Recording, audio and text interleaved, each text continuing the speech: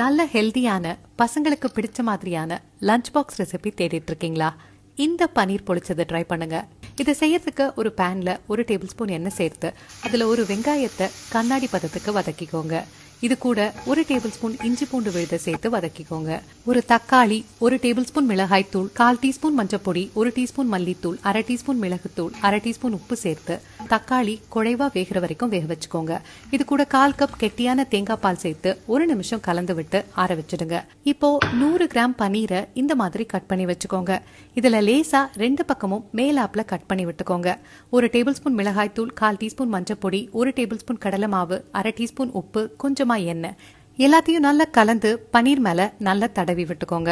இது ஒரு 10 நிமிஷம் ஊற வச்சிடுங்க. ஊறின பிறகு ஒரு பேன்ல கொஞ்சமா எண்ணெய் சேர்த்து பன்னீரை எண்ணெயில சேர்த்து நல்லா திருப்பி போட்டு எல்லா பக்கமும் பொன்னிறமாகிற வரைக்கும் ஃப்ரை பண்ணிக்கோங்க. இப்போ வாழை இலைய தணல்ல இந்த மாதிரி லேசா வாட்டியே எடுத்துக்கோங்க.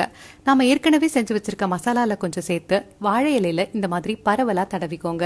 இது மேல நாம வறுத்து வச்சிருக்க பன்னீரை சேர்த்து மேற்கொண்டு மேல் பகுதியிலையும் மசாலாவை சேர்த்துக்கோங்க. எல்லா பக்கமும் மசாலா சேர்த்த பிறகு வாழை இலைய நல்லா மடிச்சு சீல் பண்ணி ஒரு சூடான பேன்ல சேர்த்து கொஞ்சமா தண்ணி சேர்த்து மூடி போட்டு 2 பக்கமும் வேக வைங்க. இந்த பன்னீர் பொழிச்சது ஒயிட் ரைஸ் கூட லஞ்ச் பாக்ஸ்க்கு கொடுங்க.